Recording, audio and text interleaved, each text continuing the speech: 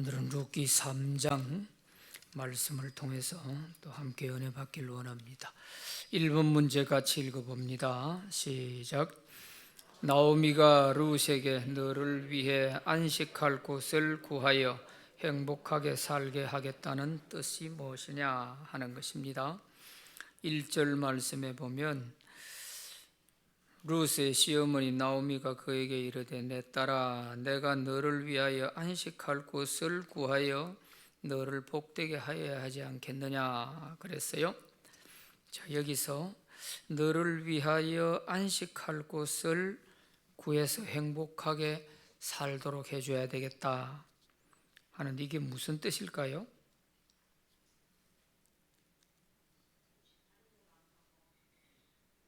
예? 예, 그렇겠죠. 시어머니가 정말 다 늙은 날 따라왔는데 어떻게 하든지 쟤를 좀 행복하게 해줘야 되는데 여기서 안식할 곳을 구하여 하는 이 말은 재혼을 해서 좀 행복하게 살도록 만들어 줘야 될 텐데 하는 그런 뜻이죠. 그래서 여기 안식할 곳 하는 이게 은유적인 표현입니다. 제가 재혼을 해서 뭔가 안정된 가정을 꾸리고 좀 행복하게 그렇게 날 따라와 이렇게 고생만 해서 되겠나, 그렇게 좀 해줘야 될 텐데 하는 그런 말씀인 거예요. 그거는 이제 남편을 구해줘야 되겠다 그런 말입니다. 자, 2번 문제 읽어봅니다. 시작. 룻이 목욕하고 밤에 타작마당 보아스 처소로 들어가라고 한 나오미의 말의 뜻은 3절 4절에 보면 너는 목욕하고 기름을 바르고 의복을 입고 타작마당에 내려가서 보아스가 식사를 다 마치고 날 때까지 얼굴을 보이지 말고 기다렸다가 보아스가 식사를 끝내고 이제 자기 처소로 들어가서 자리에 누우려고 하면 그때 보아스의 처소에 들어가서 그 발치에 이불을 들고 거기 누워라, 이렇게 구체적으로 일러주는 겁니다. 자, 이걸 읽어보니까 좀 느낌이 어떻습니까? 예? 오해를 하면 이상하게 느껴져요.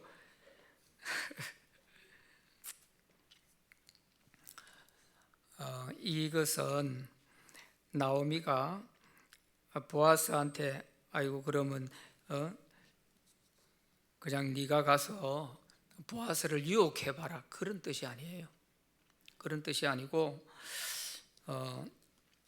보아스가 또 룻의 그 시어머니 친족이고 또 고엘이 될 수 있는 사람이기 때문에 네가 가서 목욕을 하고 기름을 바르고 의복을 입고 하는 말은 이쁘게 해서 가서 보아스 처소에 가서 네가 있으면 보아스가 너에게 할 말을 해줄 것이다. 그 말은 보아스의 마음을 한번 떠봐라 그런 뜻입니다. 고엘이 대해줄 수 있는 그런 마음이 조금이라도 있는지 없는지 하는 것을 마음을 한번 떠봐라 그런 뜻이에요. 시어머니가 며느리한테 네가 가서 보아스 좀 꼬시르라 그런 말이 아닙니다. 이 당시 그 법이 얼마나 무섭습니까? 뭐 간음죄나 이런 게 되면 큰일 나잖아요. 그렇기 때문에 그것도 아무도 보지 않게 가서 보아스의 마음을 한번 떠봐라 그런 뜻으로 이렇게 하라고 일러주는 거예요. 왜냐하면 마음에 없는지 마음에 있는지 하는 것을 알아야 나오미가 보아스가 아닐 것 같으면 또 다른 사람을 찾아볼 거 아니에요. 그런데 보아스만 치다보고 있다가 이것도 저것도 안 되면 안 되잖아요. 그리고 지금까지 진행되어 온 과정을 보면 보아스가 마음에 없는 것 같지는 않다 하는 그런 판단이 나오미에게 들었거든요. 그러니까 며느리에게 구체적으로 이렇게 일러주는 거예요. 며느리는 이스라엘 사람이 아니니까 이 이스라엘 사람들의 그 풍습을 잘 몰라요.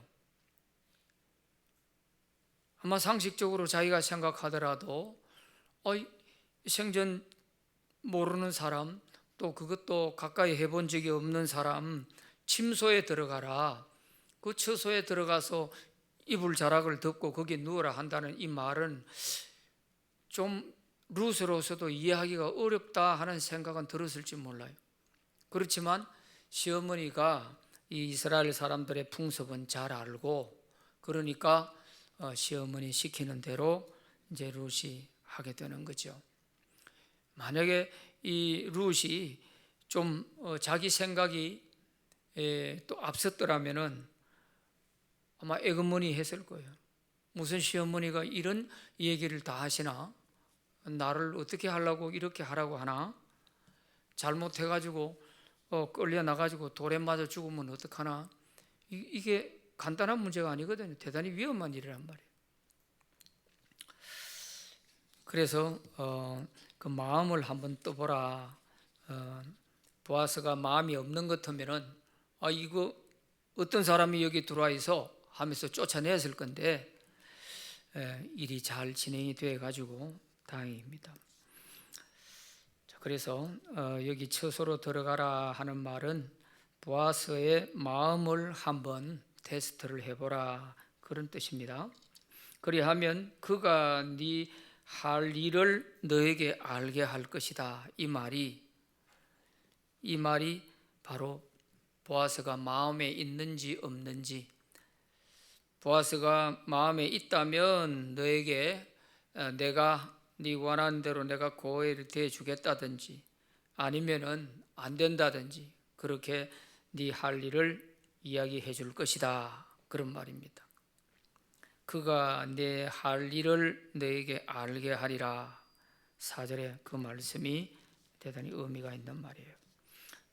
그러니까 나오미는 이제 이런 풍습도 알고 또 보아스가 친족이라 하는 것도 알고 또 지금까지 나오미가 이삭 주우러 갔을 때 보아스를 만나 가지고 이삭을 내가 주운 거 이상으로 많이 주더라, 또 뭐 곡식을 대서 주더라, 또 식사도 와서 하자고 하더라, 이렇게 보아스가 베푸는 그 친절에 대한 얘기를 하나도 숨김없이 룻이 시어머니에게 다 했잖아요. 그 얘기를 들었기 때문에 나오미도 판단이 서는 거죠. 그 정도 같으면 우리 풍습으로 볼 때에 고엘이 대줄 수 있는 그런 마음이 좀 있구나 이런 생각을 하게 된 거죠. 그래서 구체적으로 이제 확실한 마음을 알아보기 위해서 룻으로 하여금 보아스 처소로 들어가라고 한 것입니다. 자, 3번 문제 읽어봅니다. 시작. 이러한 시모 나오미의 말을 들은 룻은 어떻게 하였는가? 5절 6절 말씀에 보면 룻이 시어머니에게 이르되 어머니의 말씀대로 내가 다 행하리이다 하니라. 다 행하리이다 하니라. 그래서 그가 타작마당으로 내려가서 시어머니의 명령대로 다 했다는 거예요. 룻의 입장에서 아마 시어머니가 시키는 이런 일에 대해서 또 문화적인 차이가 있고 이래서 잘 이게 뭐 어떻게 되는 건지 아마 얼떨떨한 그런 마음으로 할 수도 있고, 또 시어머니가 어떤 뜻으로 하는지 또 자기가 잘 풍습을 모르니까 그저 시어머니가 잘 아시니까 하라는 대로 해보자 이래서 했던지 간에 하여튼 시어머니의 말대로 다 행한 것이 룻에게는 큰 복이 됐습니다. 자기 생각이 조금이라도 앞서가지고 그게 그 말이 되겠습니까? 그 만약에 잘못했다가 그러다가 맞아 죽을 것 아닙니까? 이런 식의 자기의 생각이 자꾸 앞서가지고 그거 안 될 텐데요 이렇게 됐으면 일은 아마 어긋났을지도 모르죠. 그런데 시어머니의 말대로 잘 순종한 것이 이 나오미에게는 아주 중요한 또 묘수가 됐습니다. 우리가 여기서 잘 생각해야 되는 것은 시어머니의 말이지만 이 시어머니의 말을 통해서 진행되어 가는 이 모든 과정에 이런 일들을 보면 하나님께서 지금 룻을 위해서 지금 복을 준비해 놓고 일을 해 나가고 계시는데 그 중에 나오미라고 하는 시어머니를 하나님이 사용하고 계시는 거예요. 그래서 나오미 시어머니의 말로서 그치는 게 아니고 그 시어머니의 말 속에는 하나님의 계획이 그 속에 있다는 것입니다.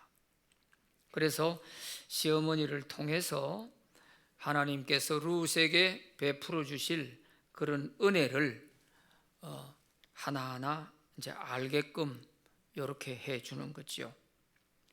그래서 단순히 만약에 여기 시어머니의 말이다 하는 이런 인간적인 생각으로만 받아들인다면은 아마 룻도 생각이 달라졌을지 몰라요. 그런데 일단 순종이 제사보다 낫다고 일단 시어머니의 말씀에 순종하고 간 이것이 하나님께서 자기를 위해서 베풀어 놓은 그런 은혜와 복을 받게 되는 계기가 됩니다. 오늘 우리도 마찬가지예요. 사람의 말 속에 하나님의 계획이 있다 하는 이거를 발견할 줄 아는 사람이 영적인 사람이에요. 그 사람이 영적인 사람이고 깨어있는 사람이고 하나님의 뜻을 아는 사람이에요. 그러나 사람의 말을 사람의 말로 끝내버리면 그 사람에게는 아무런 하나님의 역사도 일어나지 않습니다. 이게 참 중요해요. 부모를 통해서 자식에게 하는 말 속에 하나님이 부모를 통해서 그 자녀에게 준비된 복을 주시기도 하고 또 복을 받을 수 있도록 이끌어 주시기도 하고, 그래서 때로는 부모가 하나님의 대리자로서의 역할을 할 때도 있습니다. 그래서 자녀는 부모의 말을 들을 때 부모의 말 속에 하나님의 뜻을 분별할 줄 알아야 돼요. 그렇게 됐을 때 이 속에 하나님의 뜻이 있구나, 이것만 발견하면은 하나님이 부모를 통해서 주시고자 하는 복을 다 얻을 수가 있어요.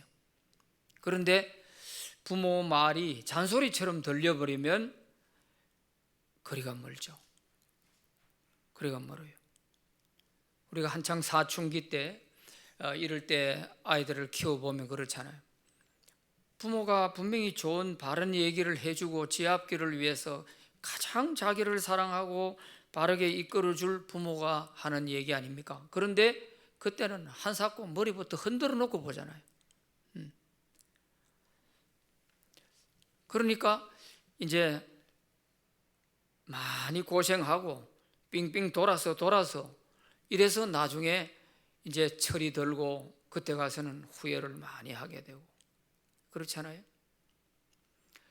교회만 열심히 다닌다고 되는 게 아니고 우리가 교회 다니면서 사람의 말 속에 하나님의 뜻이 있나 없나 이거를 분별하는 것을 우리가 길러야 돼요. 이게 능력이에요. 영적 능력이에요. 사람이 하는 설교지만 이 설교 속에 하나님의 뜻이 뭐가 있나, 나를 향한 이 시간에 하나님이 나에게 하시는 말씀이 뭔가, 이거를 잘 붙잡는 사람이 영적인 사람이죠. 그 사람이 헛걸음 안 하고 오늘 제대로 은혜 받는 사람인 거예요. 저거는 저 사람이 들었으면 딱 좋은데 그 사람이 오늘 안 나왔네, 이렇게 하고 있으면 은혜하고는 거리가 먼 거예요. 그런 사람 신경 쓰지 말고 오늘 이 시간 나를 위해서 하나님이 하시는 음성이 뭘까? 하나님이 나를 위해서 하신 말씀이 뭔가? 이거를 붙잡아야 되는 거. 오늘 이거 꼭 붙잡고 가시기 바라요. 나오미 말 속에 하나님의 계획이 있습니다. 그러나 룻의 신앙 정도를 가지고 그것을 분별할 수 있었는지 없었는지는 잘 모르겠지만, 문제는 룻의 순종을 통해서 우리가 룻의 믿음을 가늠해 볼 수 있습니다. 믿음은, 순종이 없는 믿음은 믿음이 아닙니다. 고집이지, 자기 아집이고 집착이고 이러지, 그게 믿음이 아니에요. 반드시 믿음은 순종을 통해서 역사를 해요. 성경에 기적이 일어난 사건들 다 보세요. 그 사람의 믿음이 뭘로 나타나느냐 하면 순종을 통해서 나타나는 거예요. 실로암 못에 가서 눈을 씻어라 했을 때 내가 앞을 못 보는 사람이 그 위험한 실로암 못에 어떻게 간단 말입니까? 이렇게 하고 했으면 그 사람 눈 못 떴어요. 응? 그 맹인은 눈 못 떴을 거예요. 그런데 눈에다 흙을 발라놔 놓고 실로암 못에 가서 씻으라고 하는데 아무 말 안 하고 가서 씻는단 말이에요. 그럴 때 눈이 떠진 거 아닙니까? 성경의 모든 기적을 한번 보시라고. 예수님이 행하신 모든 기적에는 얼토당토 안 하고 도대체 왜 이렇게 하는지 모르겠다 싶은데도 그 말에 아무 말 하지 않고 순종하는, 그게 그 사람의 믿음이라는 거예요. 그래, 눈이 떠졌을 때 예수님 뭐라 그래요? 네 믿음이 너를 낫게 했다. 네 믿음이, 이렇게 말씀하신단 말이에요. 네 병이 나았다 이렇게 안 하고 네 믿음이 너를 구원하였느니라. 그거는 순종을 말하는 거예요. 순종의 믿음을 말하는 거예요. 순종의 믿음.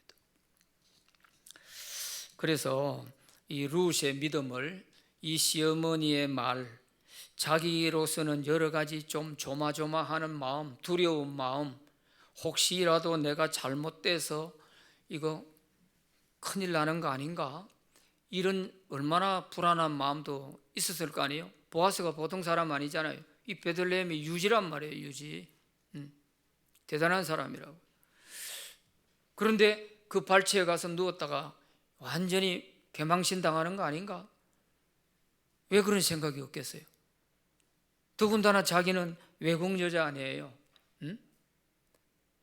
다문화 여인으로서 그래 했을 때에는 정말 보아스가 무슨 말을 해도 누명을 뒤집어 씌워도 그대로 뒤집어 쓸 수밖에 없는 그런 약자예요. 그런데도 시어머니 말에 그대로 다 순종했다. 이게 룻의 믿음이에요. 믿음. 그래서 믿음이 없이는 하나님의 복을 받을 수 없어요. 나오미의 말 속에 하나님이 나를 위해서 이런 복 주시려고 계획을 해놓구나, 여기까지는 아마 자기 믿음으로는 다 이해를 못했을 거예요. 그거 바라볼 수 있는 눈까지는 뭐 있었을지 없었을지는 모르겠어요. 고국을 버리고 시어머니 믿는 하나님 바라보고 시어머니 따라올 정도면 적은 믿음은 아니에요. 대단한 믿음이죠.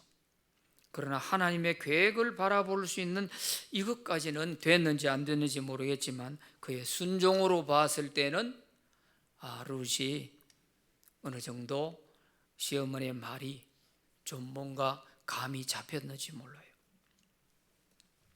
그래서 오늘 우리도 누구랑 얘기를 하든지 언제 어느 시에 우연히 만난 것 같지만 그런 사람들하고 대화하는 가운데서도 사람의 말 속에 하나님의 뜻을 찾는 거예요.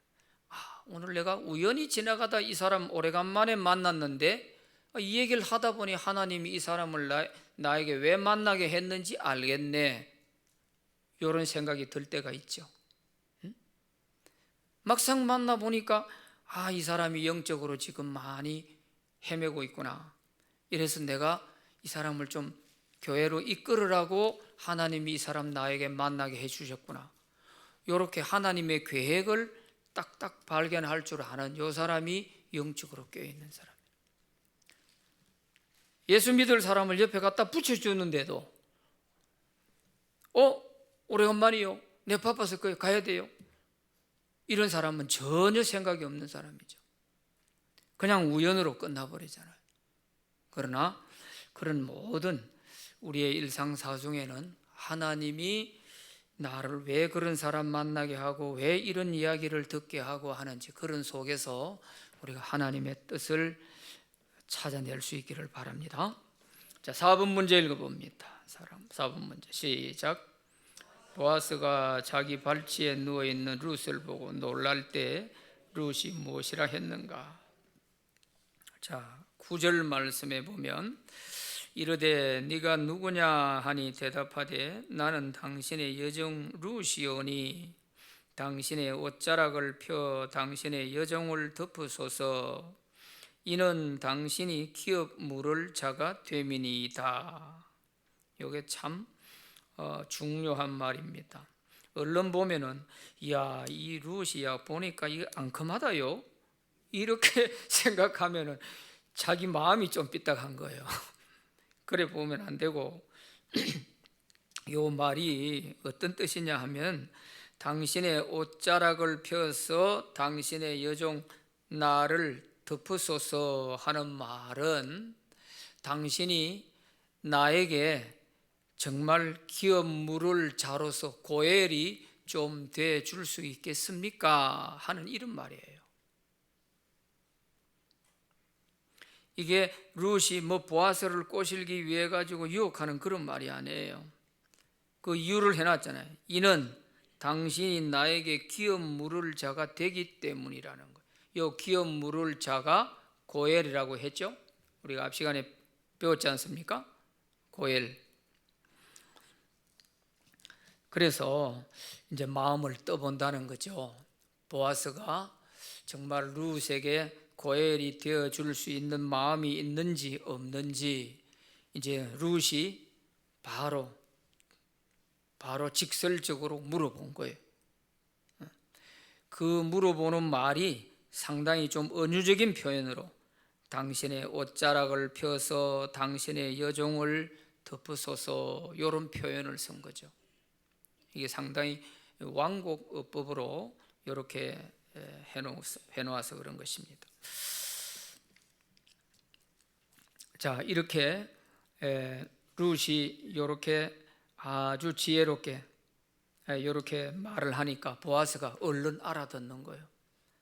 만약에 이것이 나쁜 어떤 의도에서 보아스를 유혹하려고 한다는 그런 어떤 의미라면 보아스가 먼저 알잖아요.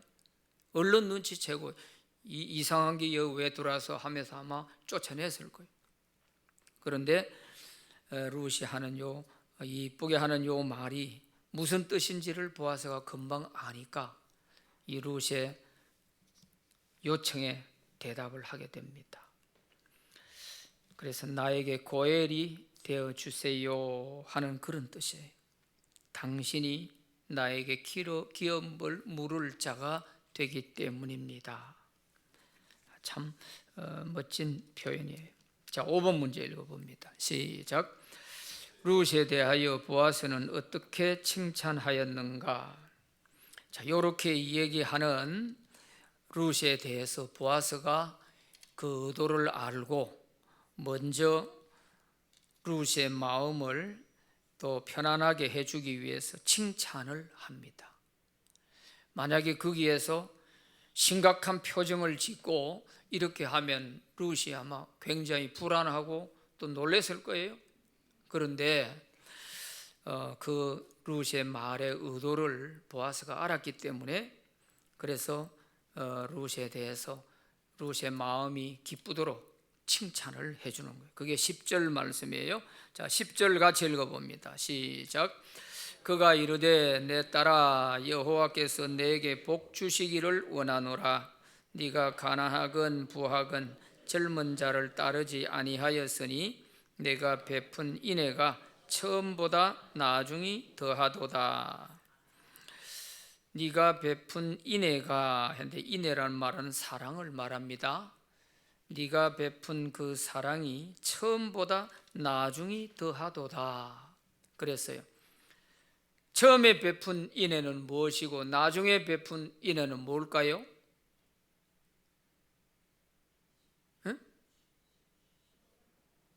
룻이 처음에 베푼 인애 사랑은 무엇이고 나중에 베푼 사랑은 뭐예요? 처음에는 자기 고국을 다 버리고 나오미를 따라오는 이 인애를 말해요. 보아스가 그걸 다 기억하고 있는 거예요. 나중에 베푼 인애는 뭐예요?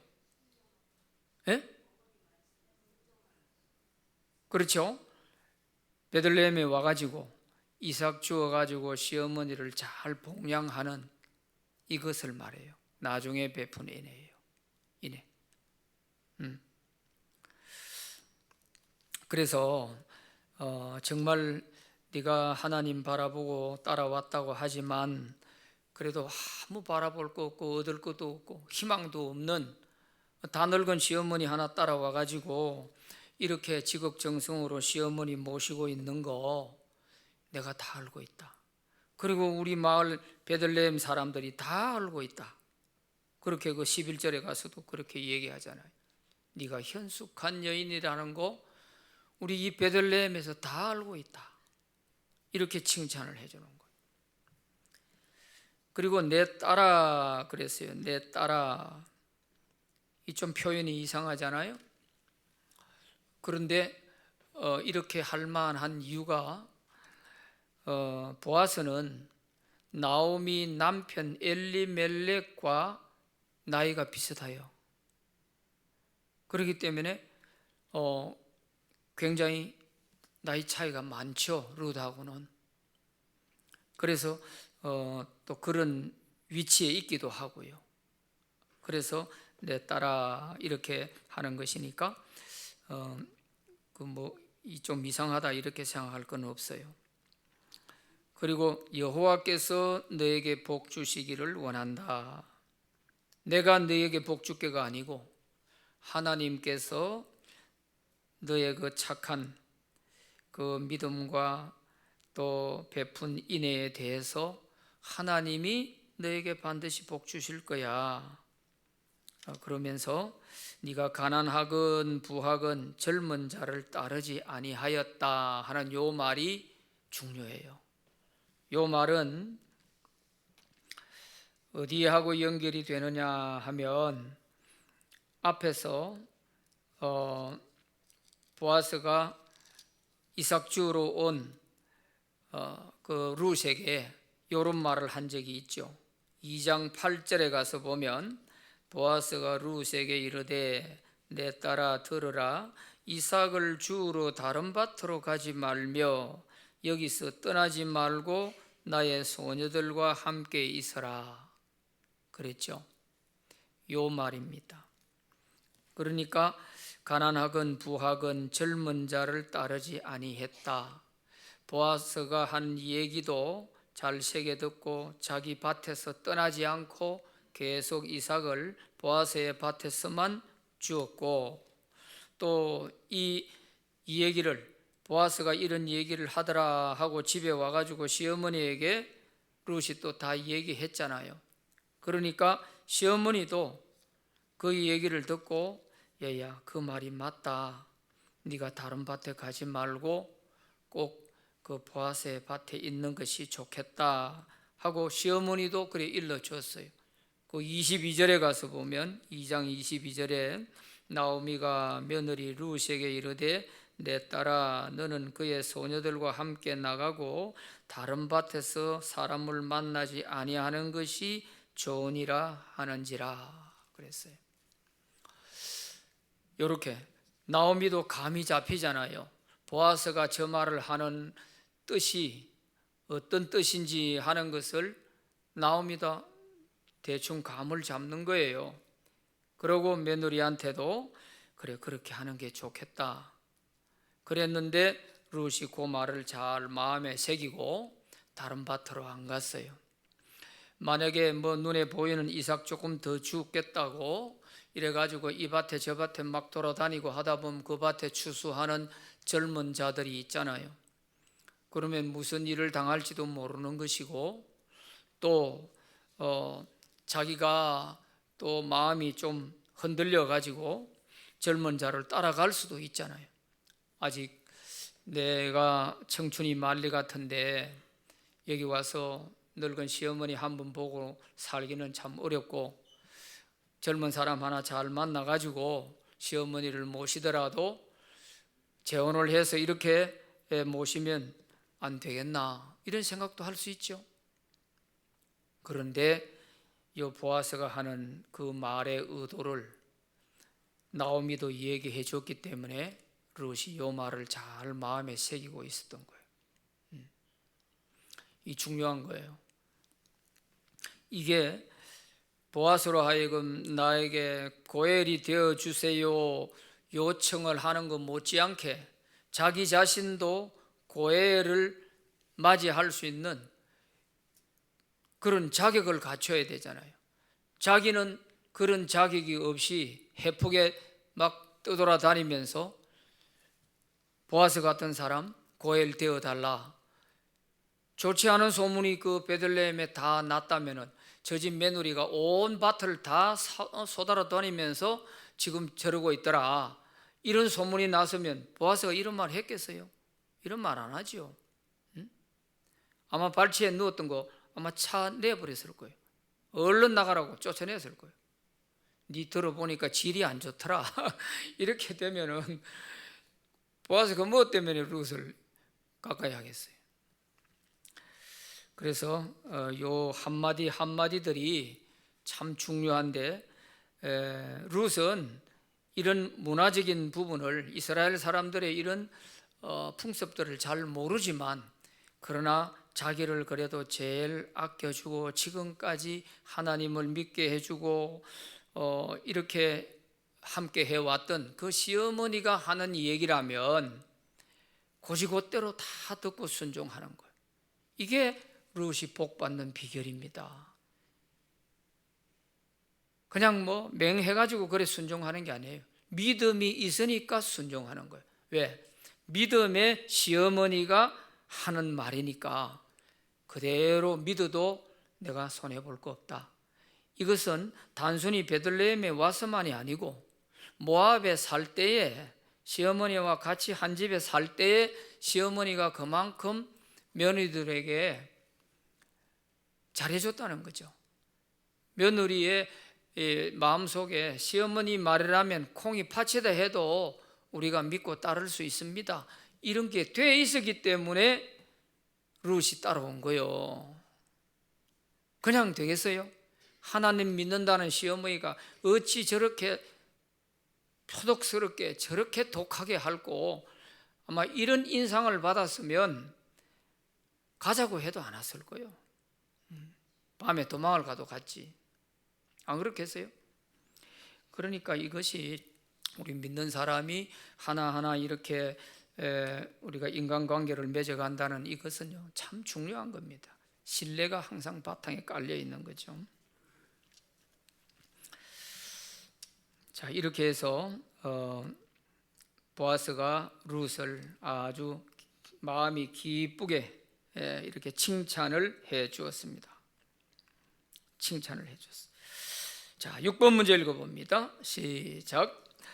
기업 물을 자가 되어 달라는 룻의 요청에 보아스의 대답은 무엇이었는가?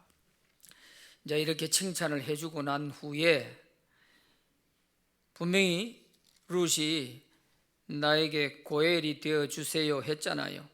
당신의 옷자락을 펴서 당신의 여종 나를 덮어주세요 하는 이 말이 나에게 고엘이 되어 주세요, 그 말이란 말이에요. 왜? 당신이 기업 물을 자기 때문에 그렇게 말할 수 있는 거죠. 친족이 아니라면 그런 말 했다가 큰일 나는 거죠. 그래서 이 룻의 요청에 보아스가 대답을 합니다. 뭐라고 대답을 해요? 11절 같이 읽어봅니다. 시작. 그리고 이제 내 딸아 두려워하지 말라. 내가 네 말대로 너에게 다 행하리라. 네가 현숙한 여자인 줄을 나의 성읍 백성이 다 아느니라. 이제 오케이 된 거예요. 응? 네가 고엘이 되어 달라고 하는데 내가 네 원하는 대로 네 말대로 내가 다 해주마. 이제 보아스의 의도를 확실하게 알게 된 거예요. 마음을 떠보았더니 보아스가 분명히 룻에게 고엘이 되어주겠다는 마음이 있다고 대답을 한 것입니다. 내가 네 말대로 너에게 다 행하리라. 이 말은 고엘이 되어주겠다 그런 말입니다. 그 이유가 네가 현숙한 여자 아니냐. 네가 현숙한 여자라는 거 우리 베들레헴 사람들이 다 알고 있다. 나 역시도 너에게 고엘이 되어주는 것에 대해서 조금도 내가 못 해줄 게 없다. 아주 시원하게 보아스가 대답을 해줬어요. 얼마나 마음이 기뻤겠어요. 칭찬까지 해줘가면서 이렇게 하니까 프로포즈 치고는 기가 막힌 거잖아요. 안 그래요? 이걸 좀 이 문학적인 소질이 있는 분이라면은 이 룻기를 요즘 젊은 아이들이 쓰는 용어로 이걸 좀 드라마틱하게 이렇게 한번 좀 픽션으로 한번 써봤으면 어떨까 싶어요. 그러면 젊은 아이들에게 이해가 굉장히 잘 될 것 같은데 말이죠. 너무 어려운 말들로 되어 있으니까 지금 우리가 설명을 하고 있잖아요. 자, 그래서 룻의 프로포즈가 성공했습니다. 또 나오미가 일러주었던 그 모든 것들이 딱 적중했어요. 룻은 이스라엘 사람들의 그 풍습에 대해서 잘 몰랐지만 그래도 자기를 가장 사랑하고 아껴주고 지도해주는 시어머니 말이라면 무슨 말이든지 나는 순종할 수 있다 하는 이런 순종의 믿음 가지고 따라주었더니 다 성공하게 된 거예요. 참 멋지죠. 그런데 내가 네 말대로 다 해주기는 해주되 하나 이제 조건이 있는 거예요. 왜냐하면 기업을 물을 수 있는 이 고엘이 되는 데는 촌수가 가장 가까운 사람부터 자격이 있거든요. 그런데 보아스에게는 자기보다 더 촌수가 가까운 사람이 하나가 있어요. 그러다 보니까 자기가 여기서 장담을 할 수가 없는 거죠. 그래서 만약에 그 사람이 고엘이 안 되겠다고 하면 그 다음 순서가 내니까 내가 너의 고엘이 되어주겠다 이렇게 말하는 거죠. 이거는 법을 지켜가면서 이 이스라엘 사람들의 법을 지켜가면서 합법적으로 그래서 룻에게 고엘이 되어주겠다고 하는 거예요. 참 하나하나 되어가는 게 우리는 그냥 이 풍습을 잘 모르니까 이렇게 읽어가지고는 그저 뭐 한 70% 이해밖에 할 수가 없지만 이걸 하나하나 상세하게 생각을 해보면요, 보아스가 얼마나 아주 세밀한 사람인지 이걸 알 수가 있어요. 그래서 기업 물을 자가 되어달라는 요청에 아주 시원하게 내가 되어주겠다고 대답을 했어요. 이건 어떻게 보면 이제 주님께서 사실 룻을 위해서 지금 예비해 놓은 그런 복이 서서히 눈에 보이게 되죠. 자, 7번 같이 읽어봅니다. 시작. 나에게 고엘은 누구라고 생각하는가?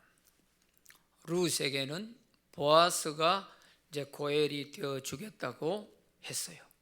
이제 룻은 걱정할 게 없어. 이제 보아스가 고엘이 되어주면 그걸로서 룻의 인생은 활짝 피어지는 거예요. 팔자가 확 피어져요. 아무 걱정할 게 없어요. 이삭 주우러 갈 필요 없고 이제는 완전히 베들레헴의 최고의 부자의 마나님이 되는 거예요. 그렇잖아요. 자, 룻은 이렇게 하나님 바라보고 믿음으로 시어머니 따라와서 고국에 자기의 고국도 다 버리고 이렇게 따라와서 이삭 주어가면서 이렇게 봉양하고 했는데, 이걸 다 하나님이 보시고 보아스로 하여금 고엘이 되게 해서 이렇게 룻의 앞날을 이제 보장해주고 또 복을 주시게 되잖아요. 그렇다면 오늘 저와 여러분의 인생에 고엘은 누굽니까? 예? 숨겨놓은 보아스 없어요? 이런 보아스 좀 있으면 좋겠죠. 바로 여기서 보아스의 역할은 하나님을 말해요.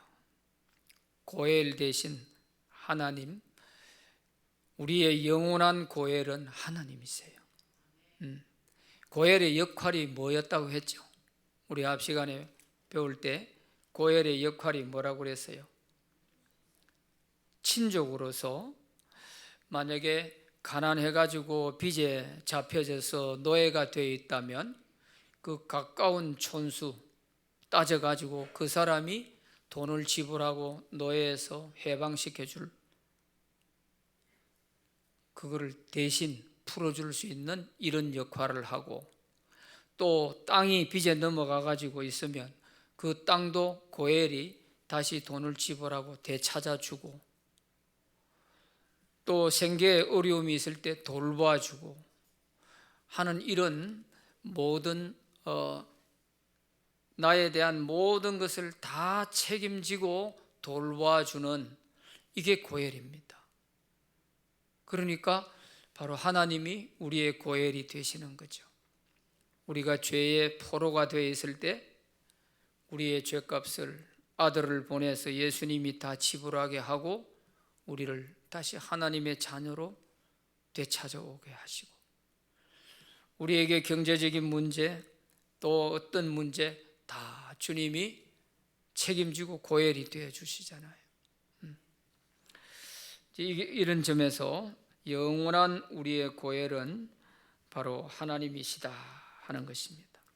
고엘의 역할 중에 중요한 역할이 또 하나 있는데, 그게 뭐냐 하면 억울한 일을 당했을 때, 또 어떤 그 피해를 억울하게 입었을 때, 이럴 때 그것에 대해서 원수를 갚아주는 역할도 고엘이 합니다. 살인을 당했다? 그러면 그 사람에 대한 보복을 고엘이 대신하는 거예요. 다른 사람이 못해요. 그 보복을 할 수 있는, 피해 보복을 할 수 있는 것은 고엘만이 할 수 있어요. 그래서 이 고엘 제도라고 하는 것은 장차 예수 그리스도가 오셔서 우리를 구원하시고 우리의 영원한 고엘이 되어주실 그 모델이 아주 기가 막히게 그런 역할로 되어 있어요. 예수님을 이해하는데 아주 너무 쉽게 이해할 수 있도록 만들어져 있는 게 이 고엘 제도입니다. 그래서 예수님께서 우리가 죄의 노예가 되어 있을 때 해방시켜 찾아주시고, 또 우리에게 원수가 있을 때 우리 대신 다 갚아주시고, 원수 갚는 것은 내게 맡겨라, 너는 원수가 줄이거든 먹이고 목말라 하면 마실 것 줘라, 그것이 숯불을 그 사람 머리 위에 올려놓는 것과 같으니까 원수 갚는 것은 네에게 권한이 없고 내게 맡겨라, 내가 갚아주겠다 하잖아요. 이게 고엘입니다. 고엘. 그런데 고엘을 우리가 주님으로 모셔놓고 내가 자꾸 원수 갚으려고 그래. 에? 고엘을 무시하고 내가 원수 갚으려고 하면 안 되는 거예요. 그거는 고엘만이 할 수 있는 거예요. 예. 그래서 오늘 이 룻과 보아스의 이 관계가 되어 진행하는 진척되어가는 모습을 보면서 바로 우리가 예수님과 나와의 관계, 우리와의 관계를 다시 한번 또 잘 정리해 보면은 더 좋은 계기가 되는 겁니다. 그래서 찬송 중에도 보면 나의 영원하신 기업 생명보다 귀하다 하는 이런 찬양이 있잖아요. 나의 영원하신 기업 생명보다 귀하다 하는 이런 찬양이 있는데, 거기에 나오는 나의 영원하신 기업, 이게 뭐냐 말이에요. 이게 천국 기업을 말하는 거죠. 그래서 우리 사업을 두고 하는 얘기가 아니고요, 우리 믿는 자의 영원한 기업은 천국이잖아요. 그래서 재산적인 문제 이런 것도 다 고열이 감당하는 것처럼 예수 그리스도는 우리의 모든 부분을 전적으로 다 책임져 주실 영원한 고열이 되심을 믿으시기 바랍니다. 기도합시다.